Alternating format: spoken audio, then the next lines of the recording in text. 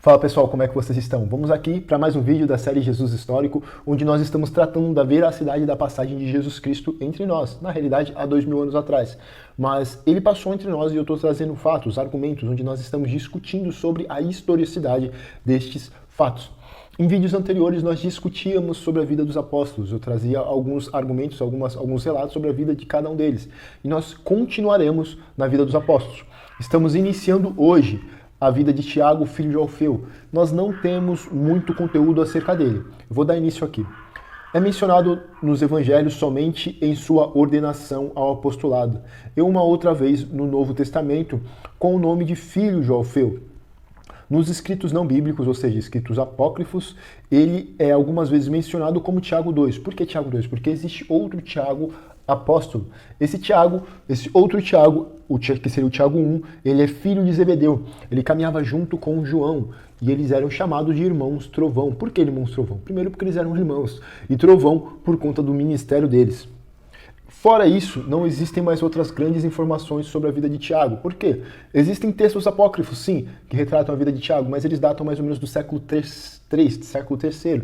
E por que eu não coloquei? Porque o hiato dos fatos acontecidos no período do século I para o século III, ele é muito grande. Por mais que fale muito sobre a história da igreja e seja algo importante, eu resolvi não colocar por conta desse ato muito grande. Vamos para o próximo apóstolo, Judas, chamado de Labeu ou Tadeu. Chamado de Labeu, Tadeu por Mateus e Tadeu por Marcos. Irmão de Tiago, chamado de irmão de Tiago por Lucas. Apenas uma outra referência específica a esse apóstolo, feita por João, e relacionada à última longa entrevista entre Jesus e os apóstolos, quando esses, Judas, o não Iscariotes, que é esse Judas que nós estamos tratando, perguntou a Jesus como ou por que iria ele manifestar-se a seus servos escolhidos e não ao mundo em geral. Sua pergunta indica que nessa época ele ainda não compreendia plenamente a natureza do apostolado. Foi o momento da entrevista em que Jesus, muito além de conhecê-los, explicava o ministério a eles. E ele não conseguia compreender do porquê que o ministério dele deveria se abranger a tantas pessoas, fora daquele círculo pequeno da religião no presente momento. E isso trazia para ele muitas divergências, que era o que Jesus pedia deles. Mas, fora isso também, não temos mais grandes informações acerca desse apóstolo. Também em textos apócrifos, vamos encontrar algumas outras informações, mas, novamente, devido ao hiato muito grande entre o século I e o texto, eu não coloquei essas informações aqui. Próximo apóstolo, Simão, o zelador. Assim designado em Atos, Simão é chamado de zelador segundo o Evangelho de Lucas e designado como cananita por Mateus e Marcos. Essa última designação não se refere à cidade de Caná ou à terra de Canaã, não indicando qualquer significado geográfico. É o equivalente a Ciro Caldeu, do vocabulário grego, que foi traduzido por zelator. Os dois nomes, portanto, têm o mesmo significado fundamental e ambos referem-se a zelotes, uma seita ou facção judaica conhecida pelo seu zelo na preservação do ritual mosaico. O que é o ritual mosaico?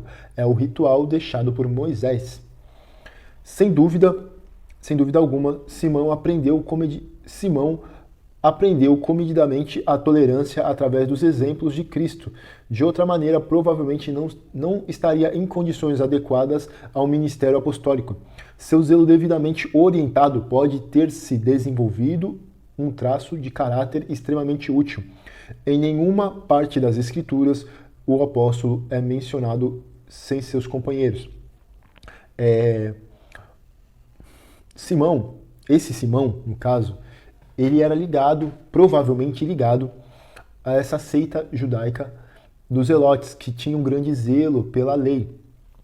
E houve algumas divergências entre os discípulos e Jesus Cristo, porque a maneira como Jesus entregava a lei, ele dizia que não seria mais necessário cumprir a lei como era cumprida rigorosamente no passado, de que o Espírito Santo os revelaria, do que o Espírito Santo os ensinaria, e que eles não deveriam mais caminhar como caminhavam antes. de que ele seria uma nova criatura, de que Cristo justificaria todos os seus pecados. E de que a lei ela não era completa, de que a lei ela não resgatava o ser humano, mas Cristo resgatava o ser humano. E essas foram as grandes divergências que tiveram um apóstolo como Simão Zelotes com Jesus Cristo, o que é retratado aqui. Vamos para um próximo apóstolo, Judas Iscariote. Vamos lá, Judas Iscariote é o único discípulo originário da Judéia mencionado entre os 12. Todos os outros eram galileus. A opinião geral é que ele era morador de Querote, pequena cidade da parte sul da Judéia. É uma opinião, não é um fato. Poucas milhas a oeste do Mar Morto. Não possuíam, contudo, provas autorizadas a respeito desta tradição. Por que é uma tradição? Porque é uma teoria, não é um fato. Uma tradição dentro da igreja dizer que ele vinha dessa região. Assim como o significado de seu sobrenome também é um mistério, porque a única coisa que se sabe é que o nome do seu pai era Simão. Ponto. Judas serviu como tesoureiro no ministério de Jesus Cristo. Ele era o responsável por receber as ofertas de discípulos, amigos e de todas as pessoas que, de alguma maneira, colaboravam financeiramente para que o ministério de Jesus Cristo continuasse. Ele também fazia algumas compras, comprava alimentos, tudo que pudesse manter o ministério de Jesus caminhando. Uma grande passagem em que se denota, que se fala muito sobre o caráter de Judas, é na passagem em que Maria unge Jesus com perfume caro, de nardo puro. Diz a Bíblia que esse perfume custava cerca de 300 denários, que no período era o trabalho de um ano de um trabalhador, de um assalariado mais baixo. Então, Judas, hipocritamente, ele diz que aquele perfume poderia ser vendido e dado aos pobres. Mas, posteriormente, o seu caráter revela que ele não estava interessado em ajudar os pobres, mas sim em obter aquele dinheiro para ele. Porque existem relatos de que Judas roubava o ministério de Jesus. E Judas ele foi utilizado pelos líderes da religião judaica naquele período, para a traição de Jesus. Judas foi ferramenta propulsora da prisão e da morte de Jesus. E não se tem mais relatos sobre a vida de Judas, sobre o ministério de Judas, porque ele cometeu suicídio após tomar menção do que ele havia acabado de fazer.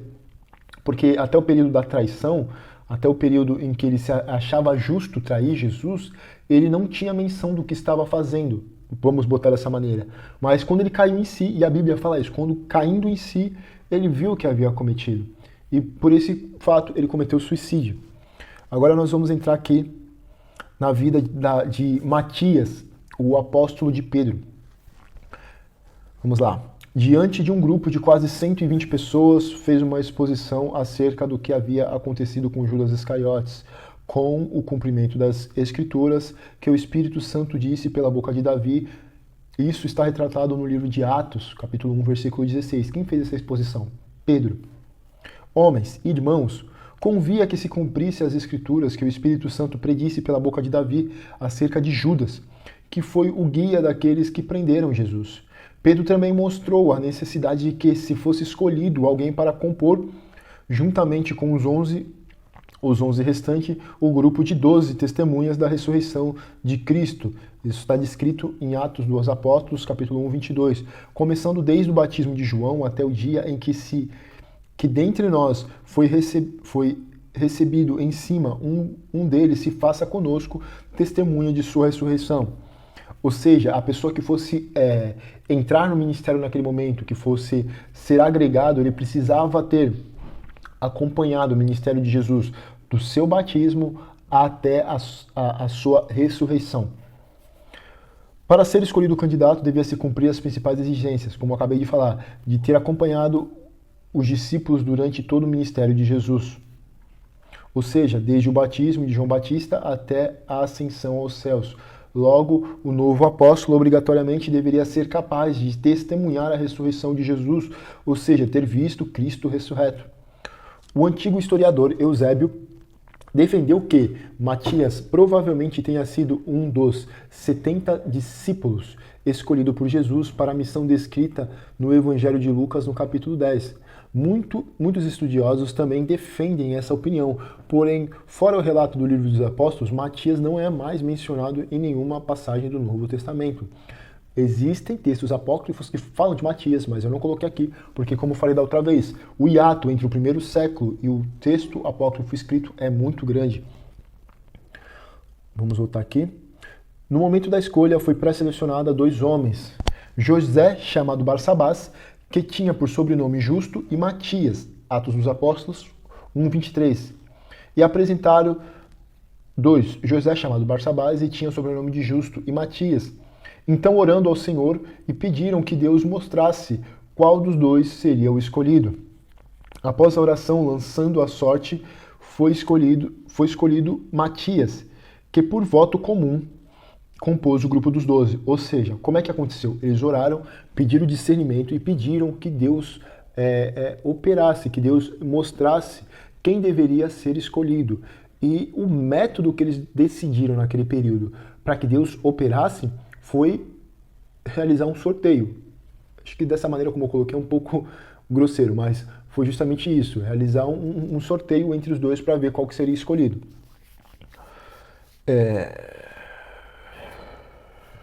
Particularmente, penso que esse questionamento... Alguns estudiosos questionam a escolha de Matias, inferindo até que o apóstolo Pedro tenha agido precipitadamente ao tomar a iniciativa de substituir Judas.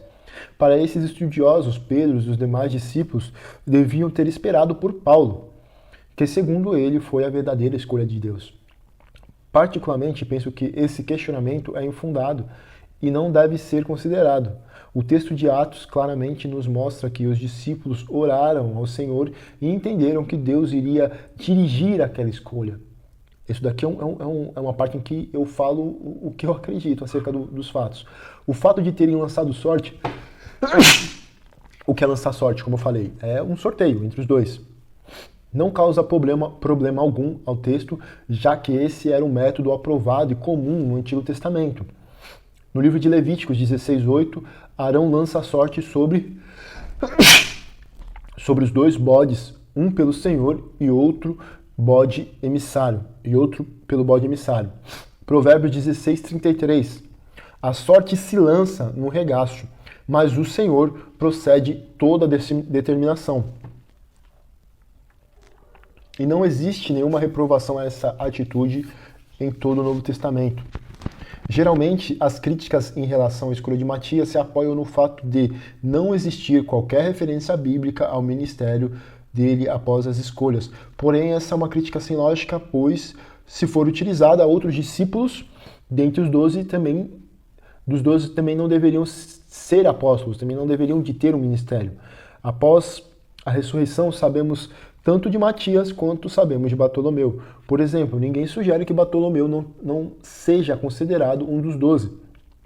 Por fim, o próprio apóstolo Paulo, falando de sua situação, se coloca como um apóstolo fora do tempo, ou seja, também viu a Cristo ressurreto, seu apostolado foi legítimo e confirmado, porém essa revelação, consequentemente, o seu chamado ocorreram posteriormente no momento oportuno preparado por Deus. No livro de 1 Coríntios 15:8, e por derradeiro de todos me apareceu também a mim como um abortivo. Ele se colocava como um apóstolo abortivo, que ele estava para ser morto, mas ele nasceu, ele era para ser abortado, ele nasceu aos 47 do segundo tempo. Em uma de suas epístolas, o apóstolo Paulo reivindica sobre si uma posição em nenhuma de suas epístolas o apóstolo Paulo reivindica sobre si uma posição entre os 12. Ao contrário, ele claramente considera Matias no grupo dos 12 que vieram Jesus após a sua ressurreição. 1 Coríntios 15:5. E que foi visto por Cefas e depois pelos 12. Quanto a Matias, 2 tradições se pressupõem a dar explicações sobre seu paradeiro após ter sido escolhido um dos 12. Uma delas sugere que Matias pregou na Judéia e acabou sendo apedrejado pelos judeus. E outra defende que Matias foi um grande evangelizador na Etiópia. E aqui nós fechamos a história de Matias e de alguns outros apóstolos que nós já citamos. No próximo vídeo nós iniciaremos a falar sobre a vida do apóstolo Paulo ou Saulo. Fique com Deus, até o próximo vídeo.